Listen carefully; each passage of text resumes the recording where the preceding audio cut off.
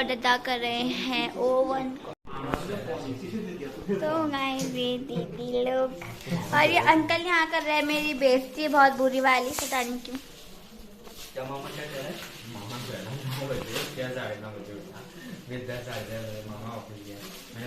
तो ये है ओवन स्टैंड। बोला सही है, बारिश की एंजॉय करके। दीदी हाय कर दो। हेलो। बस हो गया इसका हेलो यहाँ गर्मी से हमारे हो और ये श्रद्धा ने देखो ये क्या निकाल लिया, उसका नीचे का स्टैंड ना, इतने से उसका 4 लोग लग रखे अनबॉक्सिंग करने में। अंकल ने भी निकाल ली, दोनों सेम है। चलो छोड़ो, रहने दो, जितना जितना निकल गया तब निकाल दो। नहीं तो लग जाता है। ये दिखाओ, इसको मैं खोलती हूँ। हम लोग ताकतवर, हम ताकत दो ना। छोड़ दो, वीडियो बना। चिल्ला लो तू वीडियो में भी। वीडियो बन रही है, चिल्लाना और चिल्ला। तो गाइस अभी हम ये निकाल रहे हैं। दादा मेरे को भी डांस आ रहा, दीदी वॉइस में बिल्कुल मत सुनाना, ये जरूर डालना कि कैसे दादा मेरे को डांसता है, जरूर डालना। बिल्कुल डालूंगी मैं भाई, कैसे तुम्हारे दोनों की लड़ाई हो रही है। आज लेना एक्सप्लोर।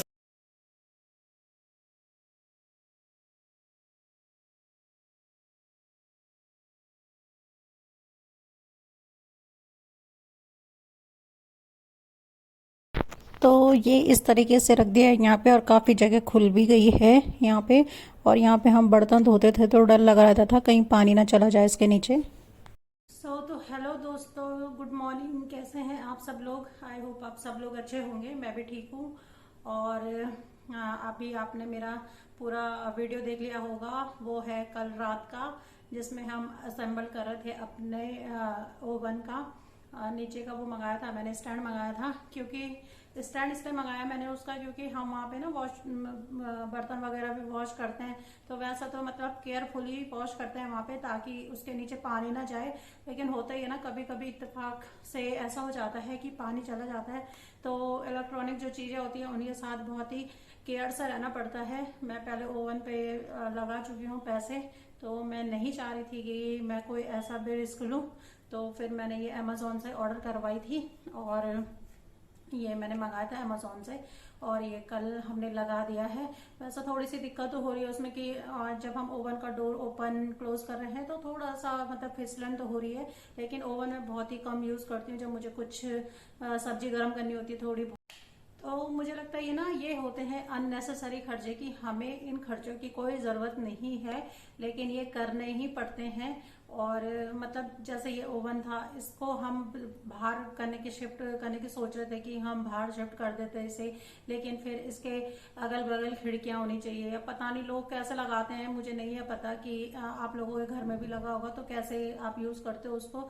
लेकिन मुझे जब मैंने इसका वो अंदर की कोई मशीन थी, वो मैंने जब चेंज करवाई, तो उन्होंने बोला कि इसके अगल बगल की एयर का आना जाना बहुत ही ज़्यादा ज़रूरी है, इसे खुले में लगाना पड़ेगा आपको, नहीं तो ये ऐसे ही खराब हो जाएगा फिर से। तो मैंने बहुत सारे लोगों को देखा ना कि घर की दीवारों पे भी टांगे रहते हैं, तो पता नहीं वो कैसे करते हैं। तो मैं काफ़ी टाइम से सोच रही हूँ कि मैं मतलब बाहर इसको शिफ्ट कर देती हूँ किचन से बाहर, क्योंकि जगह भी घेरता है, और वो हैवी, बहुत ही ज़्यादा हैवी, अकेले के बस का उठाना तो होता है नहीं। और उसके लिए ना फिर वो जो नीचे वाला स्टैंड है उसका, वो भी बिल्कुल पक्का चाहिए था कि जो मतलब उसमें टिक सके। तो पहले मैं सोच रही थी कि लकड़ी का बनवा लेते हैं, लेकिन लकड़ी का फिर और कॉस्टली बन रहा था वो, और भी कॉस्टली मिल रहा था। तो ये शायद 600 समथिंग में पड़ गया है, और फिर हमने यही फाइनल कर दिया है। तो ये है अननेसेसरी का एक खर्चा, जिसे आपको अपनी मतलब करना ही करना था। तो दूसरा ये है कि जैसे हमारी आपने मशीन देखी होगी, वो है फुल्ली ऑटोमेटिक मशीन है वो, और फ्रंट लोड है। तो उसमें भी यही हिसाब किताब होता है कि पहले मैं जैसे हाथ से वॉश करती थी कपड़े, मैंने वो 5-6 महीने बिल्कुल भी यूज नहीं की, तो मैं हाथ से धो रही थी अपने छोटे मोटे कपड़े। तो जो ही ना आता है वही अपना धो लेता है हाथ से, तो मशीन में इतना डालने की जरूरत नहीं पड़ती थी। लेकिन जब मैंने एक दिन मशीन लगाई ना, तो उससे कुछ आवाजें निकलने लग गया, अजीब जैसे जैसे जंक लगे हुए में आता है ना, तो उस टाइप से उसमें लग रही थी। तो मैंने वहाँ LG सैमसंग वालों को फ़ोन किया कि भाई ये क्यों हो रहा है ऐसा। तो उन्होंने बोला कि पहले उन्होंने यही पूछा, पहला क्वेश्चन यही था कि आपने वो कब से यूज़ नहीं की। तो मैंने उनको बताया कि मैंने ये 5-6 महीने से यूज़ नहीं की है, हमें नीड नहीं होती है, तो इसलिए हम यूज़ नहीं करते। तो उन्होंने बोला कि आप इसे चलाना स्टार्ट कीजिए, धीरे धीरे वो आवाज़ उसकी चली जाएगी। और सच में ऐसा ही हुआ कि जब मैंने उसे चलाना स्टार्ट किया तो आवाज़ वो फिर अपना नॉर्मल आ गई। तो मतलब इतना करना पड़ता है। तो यही होता है ना फिर कि जब आप महंगी चीज़ें लेते हो तो फिर आपको उनका केयर करना बहुत ज़रूरी हो जाता है। अब वो चीज़ मुझे पता नहीं थी कि मतलब जब वो इंस्टॉल करने आए थे तो उन्होंने भी नहीं बताया था कि इसको रेगुलरली यूज़ करना, क्योंकि हर कोई ये सोचता है कि अरे वॉशिंग मशीन मंगा रहे हैं तो भाई काम ही आती होगी इनके। लेकिन यही था कि भाई हमारे छोटे मोटे कपड़े होते थे, हल्के फुल्के कपड़े हम हाथ से धो के ऐसे डाल देते हैं। तो अब फिर मैंने वो उसमें मशीन में कपड़े डालने स्टार्ट किए हैं तो अब वो थोड़ा नॉर्मल हो गई है। फिर दूसरी चीज उसके साथ क्या करनी पड़ती है कि उसमें एक पाउडर आता है, वो पाउडर डालना पड़ता है। तो वो पाउडर इसलिए डालना पड़ता है ताकि जो कैल्शियम होता है ना, वो कैल्शियम उसकी जो पाइप वगैरह है उससे बाहर निकल के आ जाए और जमे नहीं उसके अंदर। तो वो फिर वो कैल्शियम का वो पाउडर भी मंगाया। मतलब मुझे नहीं लगता है कि ये डालना जरूरी है, मैं तो वैसे भी सर्फ वगैरह से साफ कर देती हूँ जब भी करती हूँ उसे साफ, लेकिन फिर उसमें वो ऐसी थोड़ी सी आवाज आ रही है तो फिर मैंने सोचा कि चलो अब वो पाउडर मंगा के भी फिर उसमें कर देते हैं। क्योंकि जो इंस्टॉल करने आए थे उन्होंने ये बोला था कि 3-3 महीने में आपको वो पाउडर डाल के फिर उसे साफ करना पड़ेगा। तो वो पाउडर है ये, तो ये भी मैंने अमेज़ॉन से मंगाया। तो ये आते हैं, इसमें 3 आते हैं तो 3-3 महीने में डालने पड़ते हैं ये। तो मे बी एक आता है 150 रुपये का, तो एक जैसे अभी डाल दिया है, फिर एक 3 महीने बाद, फिर दूसरा 3 महीने बाद आता है। तो इस टाइप से डालना पड़ता है। तो इसमें बने हुए भी है ना ये कि ऐसे फिल्टर विल्टर साफ हो जाते हैं, इससे जो चूना जम जाता है तो वो सब निकल जाता है।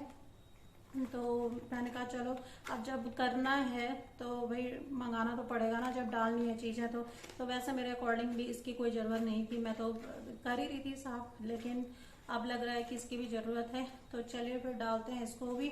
और आज है संडे तो काम बहुत सारे फैल रहे हैं, तो फिर ज़्यादा मैं अपना भी टाइम नहीं लूँगी, आप लोगों का भी टाइम नहीं लूँगी। तो चलिए फिर काम करते हैं फटाफट से और आगे की दिनचर्या स्टार्ट करते हैं। तो चलिए फिर। तो देखिए इस पाउडर को इस तरीके से डालना होता है मशीन के अंदर और मशीन चला देनी होती है, खाली मशीन में डालना होता है और मशीन चला के छोड़ देनी हमें। तो जितना भी कैल्शियम का डिपोजिशन हुआ होगा मशीन के अंदर वो सारा निकल जाएगा।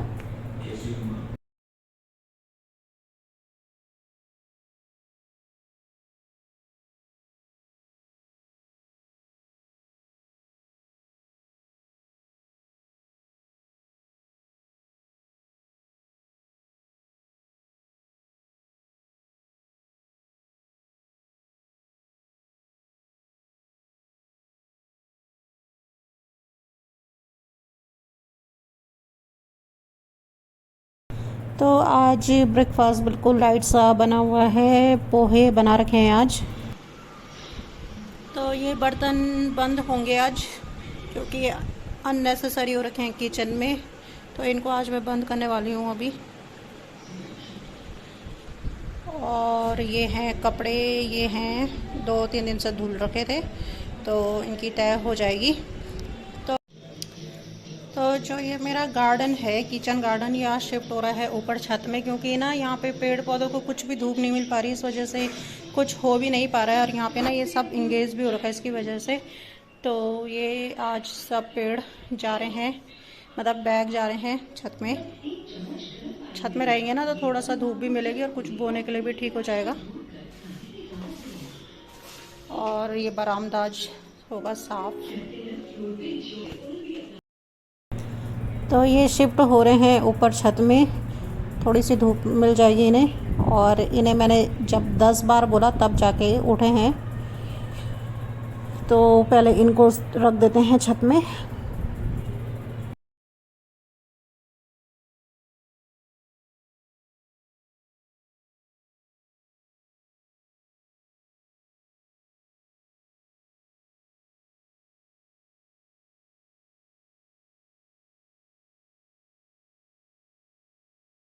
तो मैं ऐसे इन्हें आधी आधी सीढ़ियों में रख रही हूँ और ये लेके जा रहे हैं ऊपर छत में, क्योंकि ना फिर बार बार ऊपर जाके फिर नीचे आओ तो सांस इतना फूल रहा था, थकान भी लग रही थी और पसीने से तो जो हालत ख़राब हो रखी थी।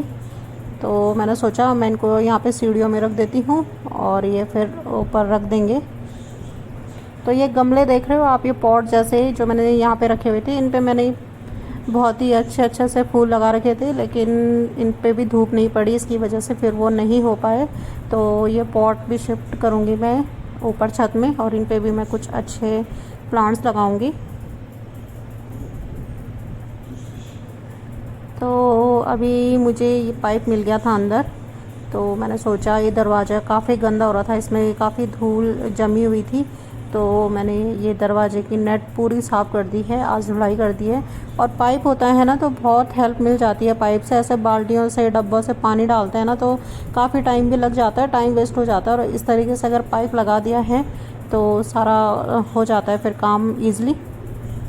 तो ये मैंने आज ये भी साफ़ कर दिया। और मिट्टी बहुत ज़्यादा है इससे भी, फ्रंट डोर है ना ये, और हो ही जाता है, इसमें कुछ ना कुछ लग ही जाता है।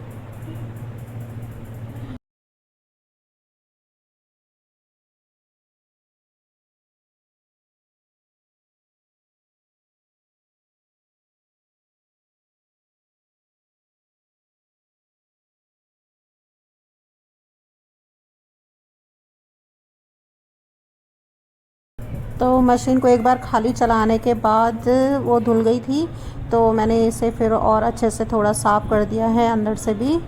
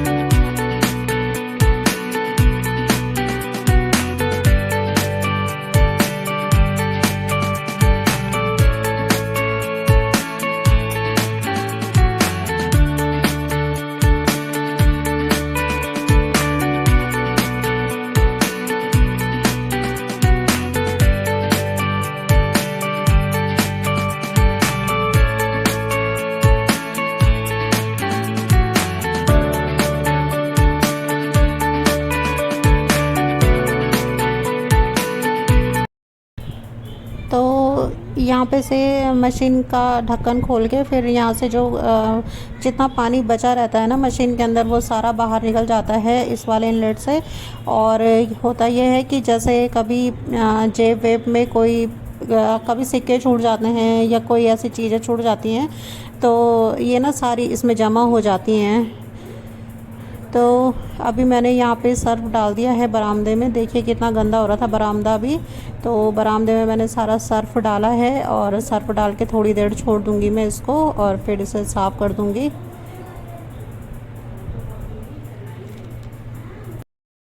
तो जब तक बैग रखे हुए थे तब तक भी मैं साफ़ कर रही थी बरामदे को, लेकिन फिर जब मतलब ये हटाए हैं यहाँ से बैग वगैरह, तो उन पे ना बैग्स पे छेद हैं, तो जिससे पानी उसके अंदर ना रहे ज़्यादा दिन तक, तो इसलिए कर रखे थे वो छेद। तो उससे फिर पानी नीचे आ जाता था, तो मिट्टी वाला पानी सारा यहाँ पे जमा हो जाता था, तो वो इसलिए फिर यहाँ पे इतनी मिट्टी हो रखी है।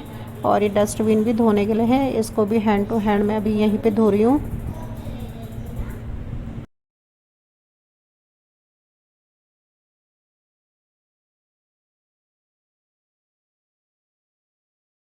तो आज है संडे और आज बन रहा है राजमा और उड़द मिक्स करके,